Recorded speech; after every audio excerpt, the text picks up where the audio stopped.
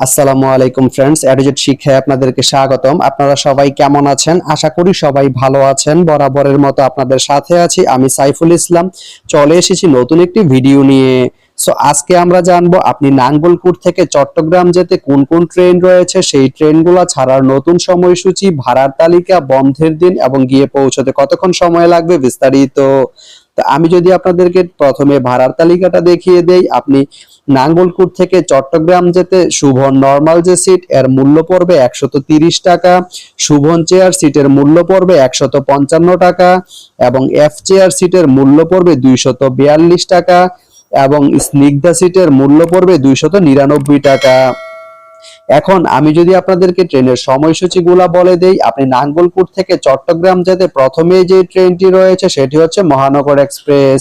মহানগর এক্সপ্রেস ট্রেনটি নাঙ্গলকোট থেকে ছাড়বে রাত 1:28 এবং এটি চট্টগ্রাম গিয়ে পৌঁছবে রাত 3:30। রবিবারের দিন এই ট্রেনটি বন্ধ থাকে। এরপরে রয়েছে মেঘনা। মেঘনা ট্রেনটি নাঙ্গলকোট থেকে ছাড়বে সকাল 6:56 এবং এটি চট্টগ্রাম গিয়ে পৌঁছবে সকাল 9টায়। এই ট্রেনটির কোনো অফ ডে নেই। এরপরে রয়েছে কর্ণফুলী। কর্ণফুলী ট্রেনটি নাঙ্গলকোট থেকে ছাড়বে দুপুর 3:11 এবং এটি চট্টগ্রাম গিয়ে পৌঁছবে ভোর 5:50, বিকাল 5:50। এই ট্রেনটির কোনো অফ ডে নেই।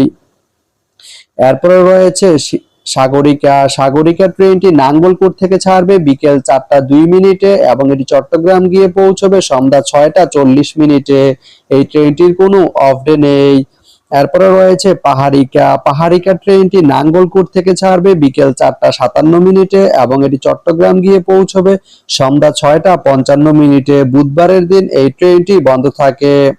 এরপরে রয়েছে ময়মনসিংহ মেল। ময়মনসিংহ মেল ট্রেনটি নাঙ্গলকোট থেকে ছাড়বে বিকেল 5:10 এবং এটি চট্টগ্রাম গিয়ে পৌঁছবে রাত 8:20। এই ট্রেনটির কোনো অফ ডে নেই। এরপরে রয়েছে চট্টলা। চট্টলা ট্রেনটি নাঙ্গলকোট থেকে ছাড়বে সন্ধ্যা 6:23 এবং এটি চট্টগ্রাম গিয়ে পৌঁছবে রাত 8:30। শুক্রবারের দিন এই ট্রেনটি বন্ধ থাকে। তো আপনি নাঙ্গলকোট থেকে চট্টগ্রাম যেতে এই 7টি ট্রেনের যে কোনো একটি ট্রেন ব্যবহার করতে পারেন। তো ভিডিওটি কেমন লাগলো অবশ্যই কমেন্ট করে জানাবেন। আর ভিডিওটি যদি ভালো লেগে থাকে বা আপনার কোনো উপকারে এসে থাকে তাহলে ভিডিওতে একটা লাইক করে দিবেন, কারণ আপনার একটা লাইক আমাকে অনেক ইন্সপায়ার করে নতুন নতুন আরো ভিডিও বানাতে। তো ধন্যবাদ সবাইকে ভিডিওটি এতক্ষণ ধৈর্য ধরে দেখার জন্য। ভালো থাকবেন, সুস্থ থাকবেন, এডুজেট শিক্ষার সঙ্গেই থাকবেন।